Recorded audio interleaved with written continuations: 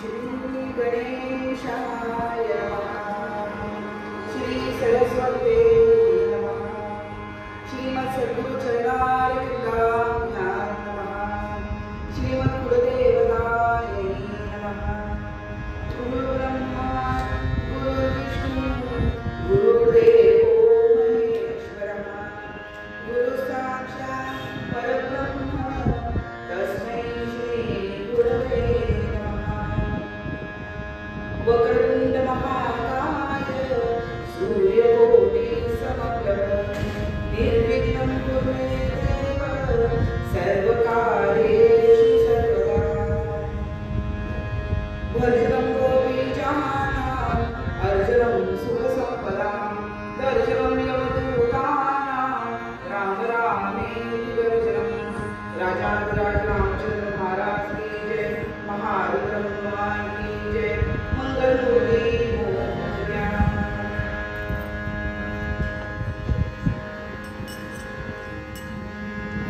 जय जय राम कृष्ण हरे। जय जय राम कृष्ण हरे। जय जय राम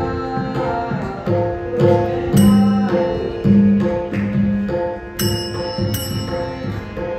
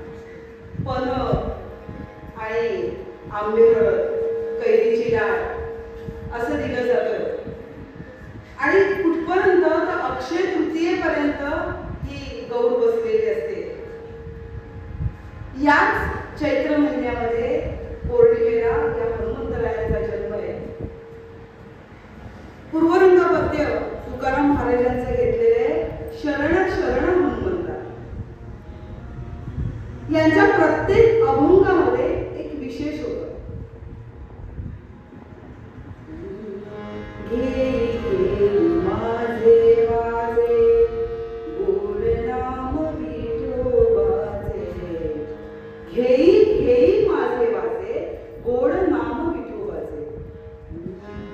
सद्गुरु वाचोनी सापडेल सोय धरावे ते पाय आली आली. बघा, एक शब्द दोनदा वापरण्यात आलेला आहे. ही त्यांची खासियत असायची. नको नको मना गुंतू माया जाळी काळ आला जवळी ग्रासावया. एक शब्द दोनदा का वापरला असेल? अभंग रचना करताना शब्द कमी पडला असेल का तबल्याच्या ठेक्यामध्ये बसत नसेल म्हणून एक शब्द दोनदा वापरलाय? तर असं नाहीये. प्रत्येक अभंगामध्ये त्याचा काही विशेष अर्थ आहे. इतर अभंगांचा आपण विचार नंतर करूया. या अभंगांचा आपण अभंग आहे तो म्हणजे शरण शरण अनुसंधान. याचा अर्थ काय? शरण शरण दोनदा वापरलाय. तुकाराम महाराज दोनदा शरण गेलेले. एकदा शरण गेले ते म्हणजे आपल्या वीर मारुतीला, आणि दुसऱ्यांदा शरण गेले ते म्हणजे दास मारुतीला. हनुमंतरायांच्या बाबतीत विचार करता ज्या वेळेला प्रभू रामचंद्रांचा रावणाबरोबर त्यांचं युद्ध झालंय, रावणावरती विजय संपादन झालेला आहे, वध झाला, आणि परतीच्या प्रवासामध्ये ते राज्य लंकेचं राज्य विभीषणानं दिले. हे अयोध्येला आले, राज्याभिषेक झाला, आणि प्रत्येकाला ज्यांनी ज्यांनी आपल्याला मदत केलेली आहे, नळ, नील, जांबुवंत, सुग्रीव, विभीषण, या सगळ्यांना काही ना काही रूपाने वस्तू देण्यात येते. हनुमंतराय फक्त राहिले तो. हे हनुमंतराय असे भक्त होते की त्यांना देणार काय हा प्रश्न देवाला पडायचा. पांडुरंग हरी वासुदेव. हनुमंतरायांना तरी सीतामाईंनी बोलवलंय, गळ्यातला रत्नांचा हार काढून दिलाय. त्यांची भक्ती या भौतिक वस्तूंच्या पलीकडे होती. त्यांना आनंद झाला नाही. सीतामाईंना असं वाटलं की या हनुमंतांना आनंद होईल. त्यांनी अख्खी ती माळ तोडून टाकली, समोरच्या झाडावर चढून बसले, एक एक मणी तोंडाखाली घेतात, पाहतात राम नाही, राम नाही. हे सगळं चित्र सीतामाई पाहतायत. त्यांना बोलवलंय, इकडे या. अहो तुम्ही काय करताय? तुम्हाला एवढा मौल्यवान रत्नांचा हार दिलेला आहे, तुम्ही हा तोडून एक एक मणी तोंडाखाली घेऊन तोडून खाली फेकताय. हनुमंतराय म्हणतात या प्रत्येक मण्यामध्ये मी राम आहे का पाहतोय. जिथे राम आहे त्याला किंमत आहे. आता हा प्रसंग आहे तो म्हणजे रामायणाचा. पुढे महाभारताच्या काळामध्ये सुद्धा हे हनुमंतराय होते, आजही आहे. कारण प्रभू रामचंद्र प्रसन्न झाले या भक्तीवरती. विभीषणाने विचारलंय, तुम्ही एवढं राम राम करताय, हृदयामध्ये आहे का? छाती फाडून प्रभू रामचंद्रांचं दर्शन घडवलेलं. प्रभू रामचंद्र म्हणतात मागा, वर मागा, काय मागायचं ते मागा. आपण सुद्धा एक यादी करू, काय काय मागायचं. 2 दिवस द्या म्हणून आत्ता यादी करू नका. 2 दिवसामध्ये हनुमंतराय म्हणतात वर द्यायचंय तर मला एकच मागणं आहे, जोपर्यंत तुझं नाव या पृथ्वी तलावर आहे तोपर्यंत मी शरीर रूपी राहू. तथास्तु तथास्तु तथास्तु. हा वर मिळाल्यामुळे आजही हनुमंतराय कुठल्या ना कुठल्या तरी रूपाने जिथे जिथे रामकथा चालते तिथे तिथे येतात. आता मध्ये मी साताऱ्याला गेलेले, रामनवमीच्या दिवशी एक सोडून 10 वाहन तिथे हजर कीर्तन ऐकायला. हा अनुभव मी घेतलेला आहे स्वतः. जिथे रामकथा चालते तिथे हनुमंतराय येतात. हा प्रसंग आहे महाभारतातला. कोणालाही अहंकार होणं हे चुकीचंच आहे. 7 गोष्टींनी अहंकार होतो. कुलम वित्तम श्रुतम रूपम शौर्यम दानम तपस्ततः. यामध्ये शूरता, यामुळे सुद्धा अहंकार निर्माण होतो. जो अहंकार झालेला भीमाला आपल्या शूरतेचा अहंकार झालेला आहे आणि हा रस्त्याने चाललाय. आता हा अहंकार दूर करायला ते हनुमंतराय आहेत. आराम करतात वाटेमध्ये. शेपुटेचे आराम करते, पहुडले. आता या भीमाला पलीकडे जायचे. वाटेत हे वृद्ध वानर आडवं पडले. एवढंच भीम म्हणतोय, ए बाजूला हो की जरा. ते वृद्ध वानर म्हणतोय, माझ्या अंगात तेवढी शक्तीच नाही.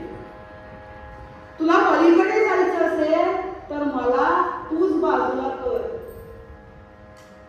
भीम विचार करते, एवढंच ते वानर, त्यात ते म्हातारं. आपल्या अंगामध्ये केवढी शक्ती आहे, आपण सहज उचलून बाजूला ठेवू म्हणून उचलायला गेले. तर हे वानर म्हणते, अरे थांब थांब, आधी शेपूट बाजूला कर, मग मला बाजूला कर. ही विचार करते, एवढंच ते शेपूट. दोन्ही हात खाली घेतले आणि उचलण्याचा प्रयत्न करतायत. उचलताय कुठे? कारण या शेपटीमध्ये शेवटी शक्ती आहे. पार्वती माता बसल्या. सहज उचलता येईल का? नाही, उचलता येत नाही. किती प्रयत्न केला तरी सुद्धा उचलता येत नाहीये. म्हणजे या वृद्ध वानराला तर पुढचीच गोष्ट. हा जो अहंकार निर्माण झालेला होता, हा अहंकार पूर्ण निघाला. भीमाच्या लक्षात आलंय, हे वानर साधं सुद्धा नाही. शरण आलेले, शरण शरण हनुमंता. तिथे वानराने आपल्या मूळ रूपामध्ये हनुमंतांनी त्याला दर्शन दिलेले आणि तो अहंकार दूर केले. या वीर मारुतीला तुकाराम महाराज शरण जात आहेत. रोज प्रत्येक घरी रामरक्षा ही म्हटलीच गेली पाहिजे, म्हणजे आपली रक्षा होईल. नाहीतर कधी आपली रक्षा होईल ते सांगता येते. पांडुरंग हरी वासुदेव हरी. या रामरक्षेमध्ये श्लोक आहे. मनोजवं मारुततुल्य वेगं जितेंद्रियं बुद्धिमतां वरिष्ठं वातात्मजं वानरयूथमुख्यं श्रीरामदूतं शरणं प्रपद्ये. बघा, सगळ्यात जलद आपण म्हणू वेग कोणाचा आहे, गती कोणाची, तर मनाची. सहज आपण इकडून तिकडे जातो. कधी शाळेत जातो, बाईंच्या घरी जाऊन येतो, आपण स्वतःच्या घरी जातो. इकडे तिकडे मन इतकं जलद आहे. हनुमंतरायांचा वेग मनाप्रमाणे. जितेंद्रियम, ज्यांनी इंद्रियांवरती विजय संपादन केलेला आहे. बुद्धिमतां वरिष्ठं, श्रेष्ठ आहेत, सर्वश्रेष्ठ आहेत. वातात्मजम, आत्मजम म्हणजे मुलगा, वात म्हणजे वायू, वायुपुत्र आहेत. वानरयूथ मुख्यम, युथ म्हणजे समूह. कशाचा समूह आहे? वानरांचा समूह, त्यांचे मुख्य आहे. अशा या रामदूतं शरणं प्रपद्ये, या हनुमंतांना मी शरण जातो. असे हे दास मारुती. दुसऱ्यांदा शरण केले दास मारुती. ज्या वेळेला लक्ष्मण बेशुद्ध पडलेले, बघा आता त्यांना औषध आणायचंय. द्रोणागिरी पर्वतावरती जाऊन संजीवनी वनस्पती आणायची. मनोजवं मारुततुल्य वेगं, ज्यांची गती मनाप्रमाणे आहे अशा या हनुमंतांना हे काम सोपवलंय. जाता जाता विचारलं, वनस्पती ओळखायची कशी? वसिष्ठ महामुनींना विचारलं. त्यांनी सांगितले,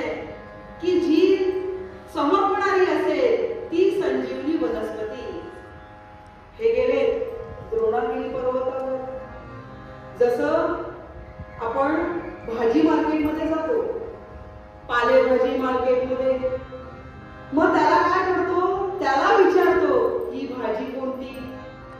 मग तो सांगतो चुका. मग ही चाकवत, ही कोणती माठ.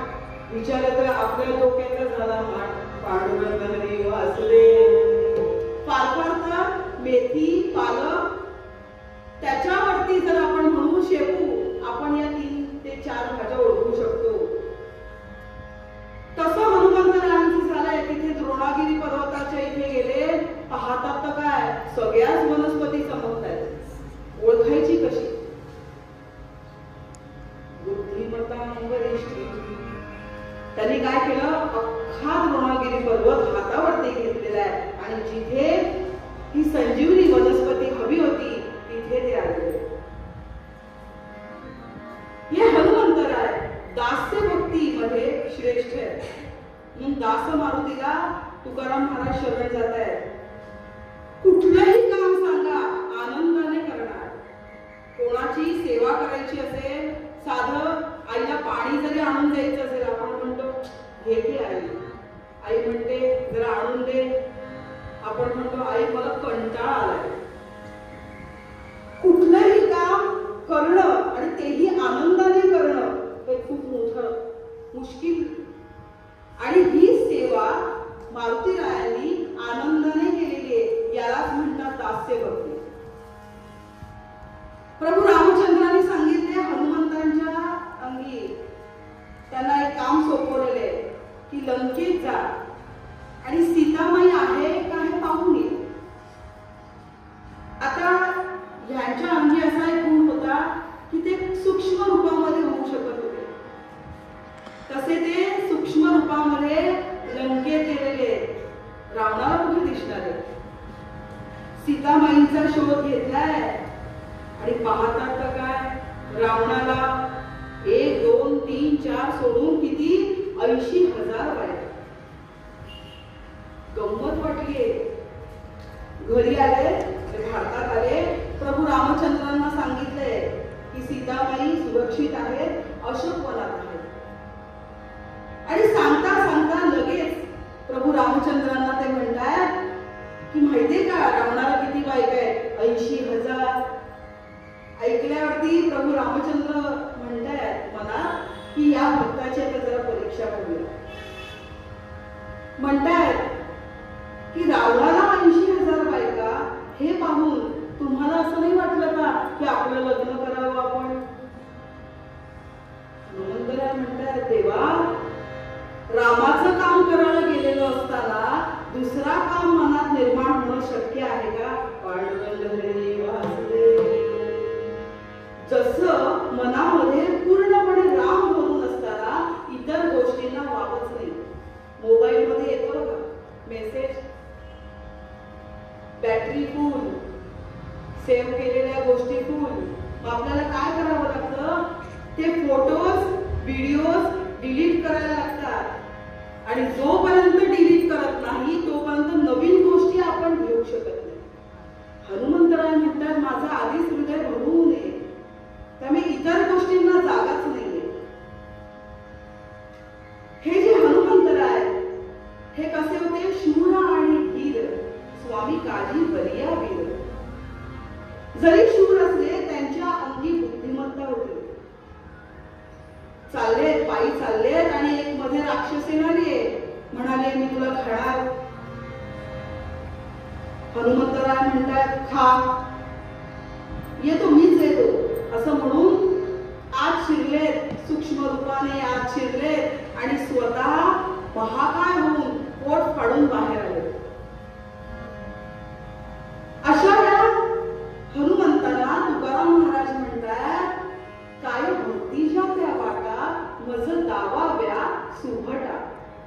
भट म्हणजे भटजी कवट नाही, भट म्हणजे योद्धा.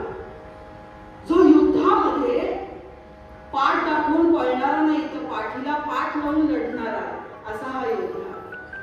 आणि म्हणूनच की काय महाभारतामध्ये ज्या वेळेला भारतीय युद्ध चालू असताना अर्जुनाच्या रथाचं सारथ्य कर्म करताय कोण, तर गोपाळ कृष्ण आणि वरती आहे हनुमंतराय. लढाईच्या वेळेला अर्जुनाच्या रथाच्या वर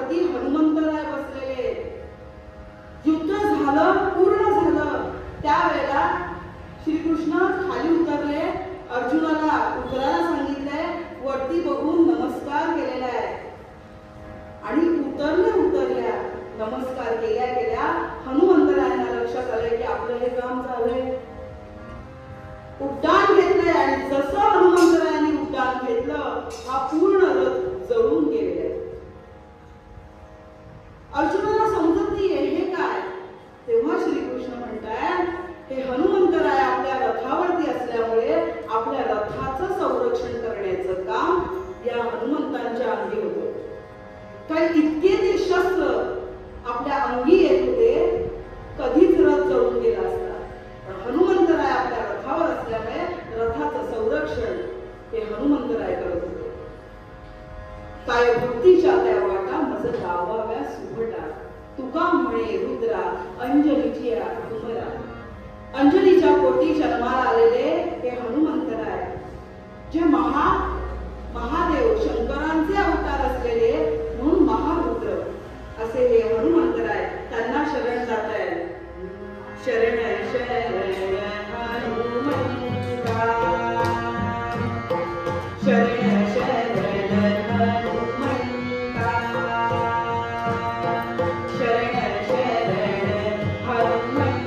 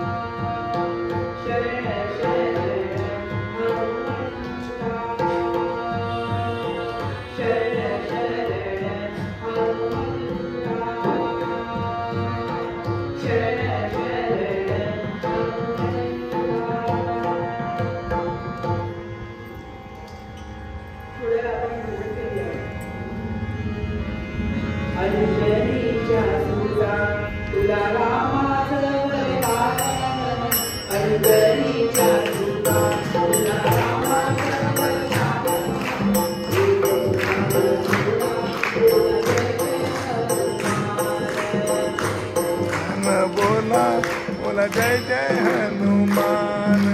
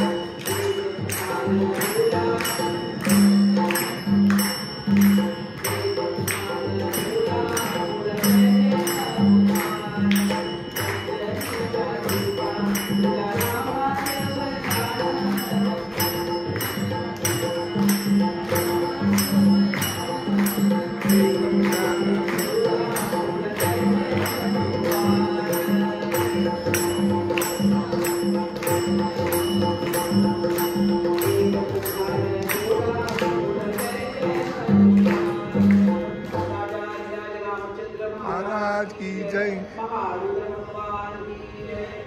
मंगल मूर्ती मोरया. या ताई एक भजन म्हणून दाखवतात.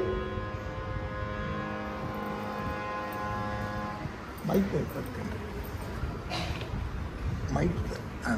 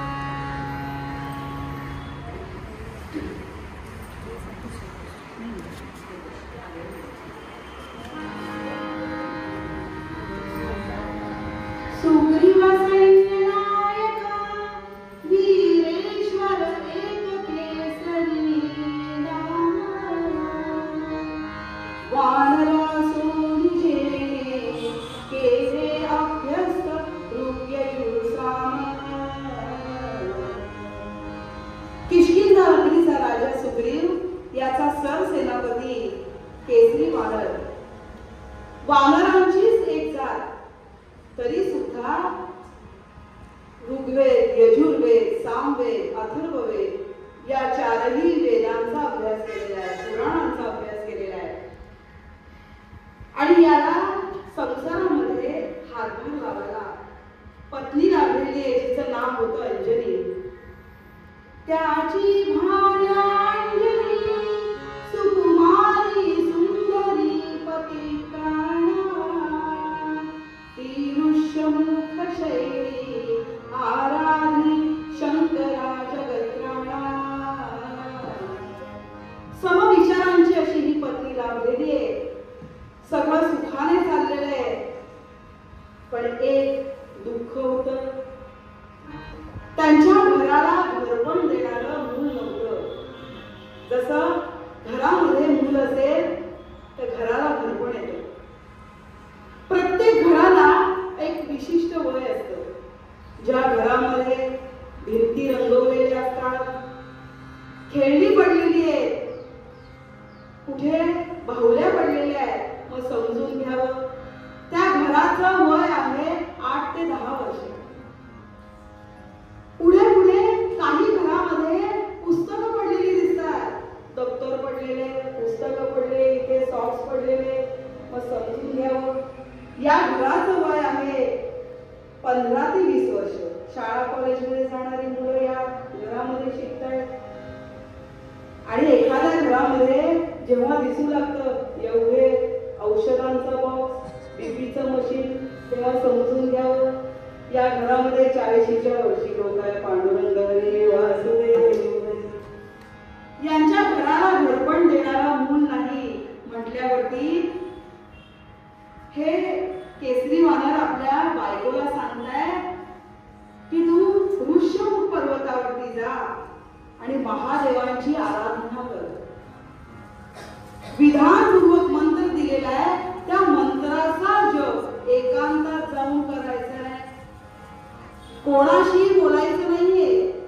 आता जशी मुलं बोलतात एकमेकांच्या कानात, बोलायचं नाहीये, मौन व्रत धरायचं. ऐकलेलं आहे, आनंद वाटलेला आहे. ऋष्यमुख पर्वतावरती गेलीये.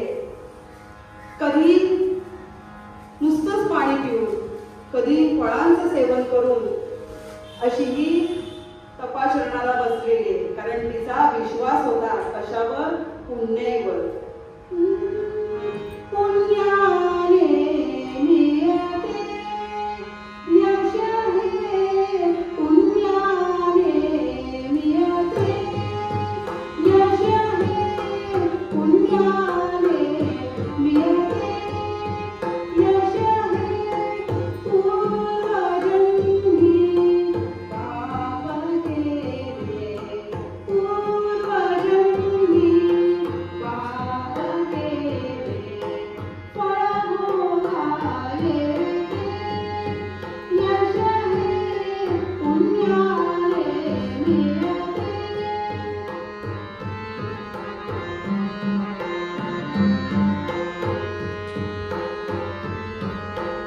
या सवारी तपोचारी दे, या सवारी तपोचारी दे.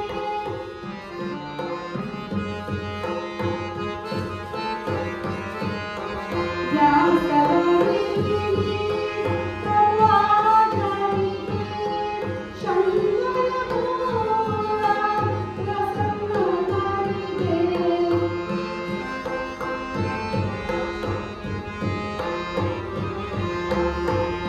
तत्समपुत्र मागुनी घेते, तत्समपुत्र मागुनी घेते, स्वकुलावृत्त धरिते यश हे, पुण्याने मिळते यश हे, पुण्याने मिळते, पुण्याने मिळते, पुण्याने मिळते यश हे.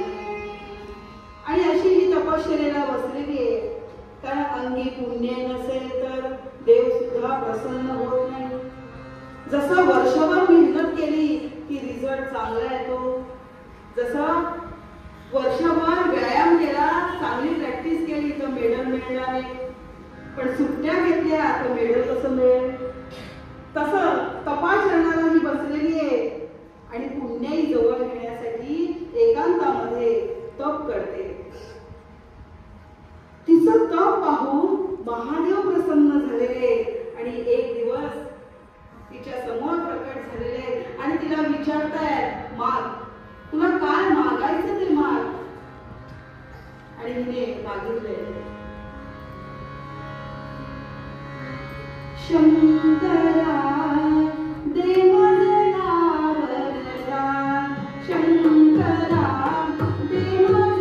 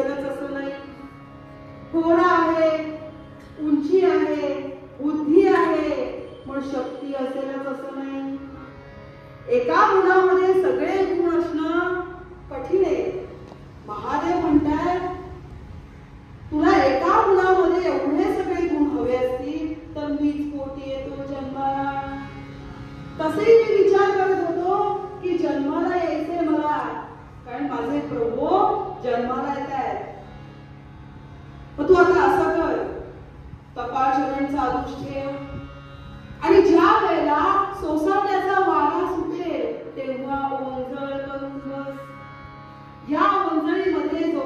पडेल तो ग्रहण कर, म्हणजे तुझी इच्छा पूर्ण होईल. असं म्हणून महादेव अंतर्धान पावले आणि हिने परत तपासण्याला सुरुवात केली. इथे अयोध्या नगरीचा राजा दशरथ याने पुत्र कामेष्ठी हा यज्ञ सुरू केलाय. 9 महिने पूर्ण झाले, 9 दिवस पूर्ण झाले. 9व्या दिवशी अग्निनारायण प्रकट झाले. हातामध्ये पायस आहे. या 9 दिवसांच्या कालखंडामध्ये सगळे नागरिक त्या तो यज्ञ मोठ्या प्रमाणात साजरा होतोय.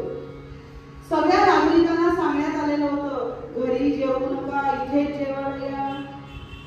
जेवणाची, खाण्याची, नाश्त्याची सगळी सोय इथेच केली आहे. जशी काळ भेळ होती, पांडुरंग हरी वासुदेव हरी, अहो बातम्या ठेवाव्या लागतात रोजच्या. तसं सगळ्या नागरिकांना सांगितलेलं आहे की इथेच या. त्याप्रमाणे सगळेजण तिथे हजर आहेत. अग्निनारायण 9व्या दिवशी प्रकट झाले आणि हातात पायस आहे आणि या दशरथ महाराजांच्या हातात देत आहेत आणि अग्निनारायण म्हणतायत,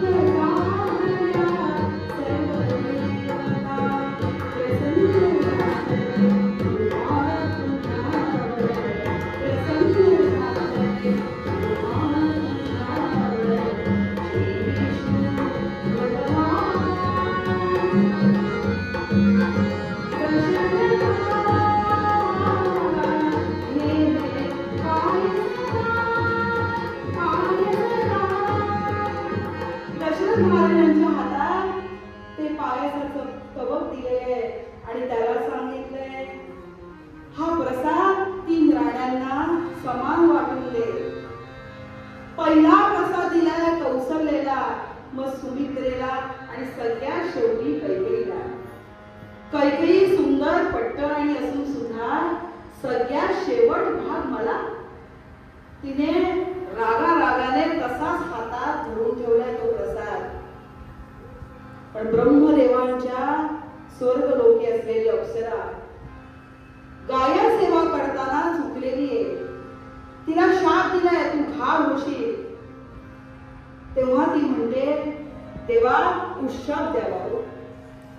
ब्रह्मदेवांनी सांगितलंय, उशाप हवा असेल, ज्या वेळेला तू पायसावरती झडप मारून ऋष्यमुख पर्वतावरती तो प्रसाद देण्याचं काम पूर्ण करशील, तेव्हा तुझा उद्धार होईल. ही अप्सरा मुळातली आणि 10 रूपामध्ये झडप मारलीये, त्या प्रसादावरती झडप मारलीये आणि वेगाने ऋष्यमुख पर्वतावरती निघाली. आपल्या हातातला प्रसादही गेला म्हटल्यावरती कैकेयी दुःखी आहे.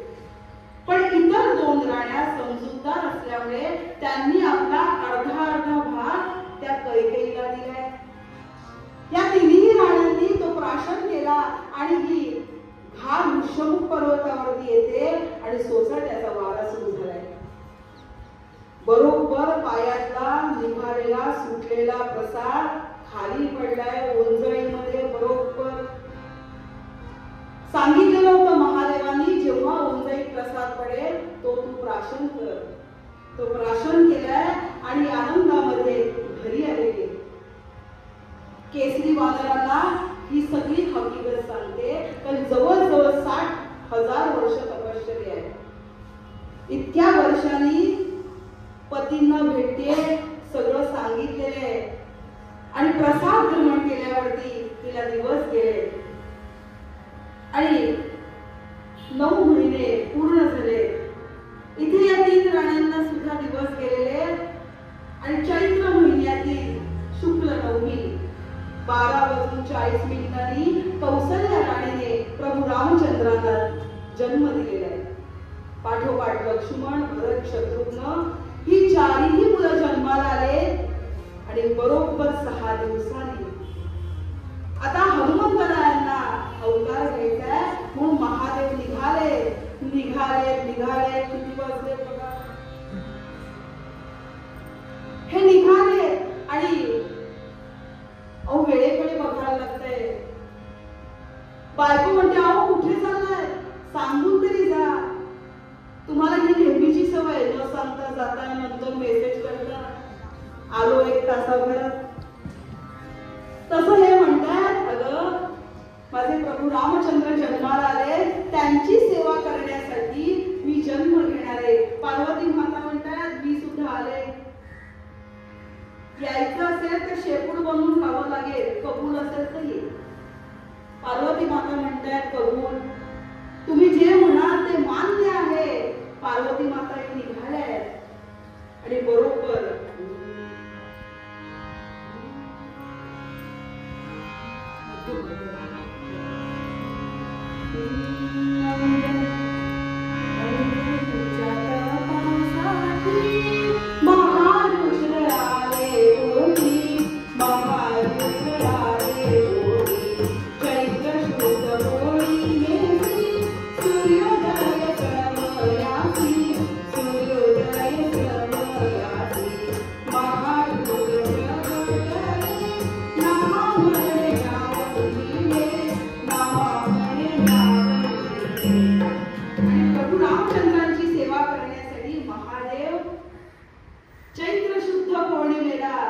सूर्योदयाची वेळ वार शनिवार या वेळेला हे महादेव प्रकट झालेले हनुमंत रूपाने पवनपुत्र हनुमान की जय.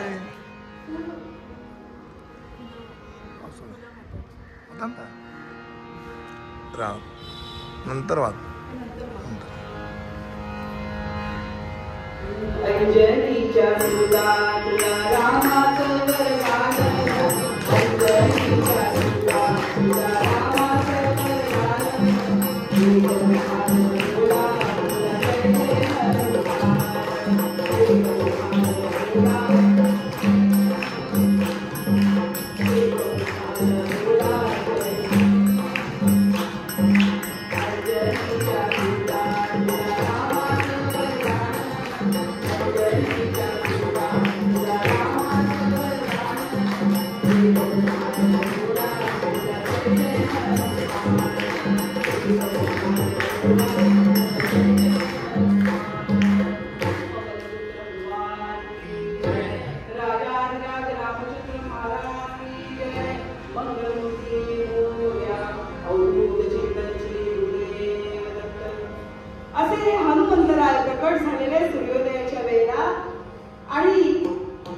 जन्माला आले तसे त्यांना भूक लागली.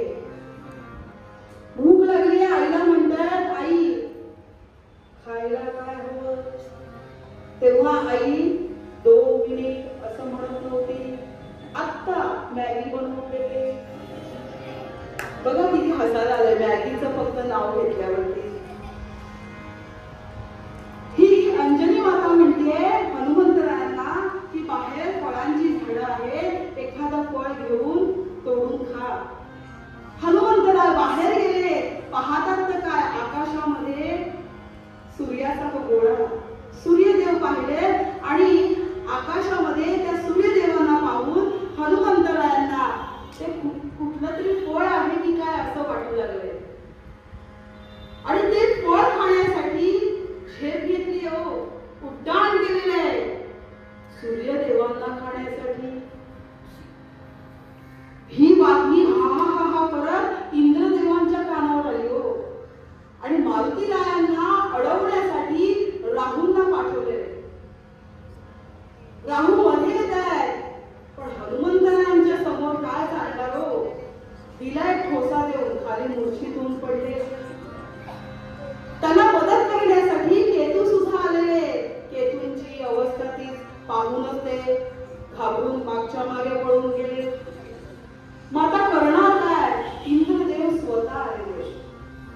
सांगतायत पुढे होऊ नको, हनुमंतराय म्हणतात नाही. त्यावेळेला नाईलाजाने इंद्रदेवानी आपलं वज्र फेकलेलं आहे आणि ते वज्र हनुवटीला लागले, मूर्छित होऊन पडले. हनुवटीला लागले म्हणून त्यांचं नाव हनुमंत. वायुपुत्र आहे तो. आपला मुलगा मूर्छित होऊन पडलाय म्हटल्यावरती वायुदेवांनी संपूर्ण सृष्टीतला वायू शोषून घेतलाय. सगळे देव सृष्टीतले सगळे प्राणी मात्र तडफडू लागले. जसं आपण रात्री झोपतो, सगळे अवयव शांत असतात, निद्रिस्त असतात, विश्रांती घेत असतात, पण श्वास मात्र चालू असतात. बघा, श्वास थांबले की काय होईल? आपण हवा घेत असतो, सहज घेतो, त्याची किंमत नसते. हवेची किंमत कधी कळते? हॉस्पिटलमध्ये गेल्यावर, ऑक्सिजन लावल्यावर त्याचं बिल येतं समोर. तसे हे देव तडफडू लागले. सगळे जण इंद्रदेवांकडे म्हणतात जाऊन की बघा, नाहीतर आमचं काही खरं नाही. इंद्रदेवानी तिथे येऊन या हनुमंतरायांना उचलून घेतले, डोक्यावर हात फिरवलेले आणि सगळे आशीर्वाद देऊन गेले, शुद्धीवर आले.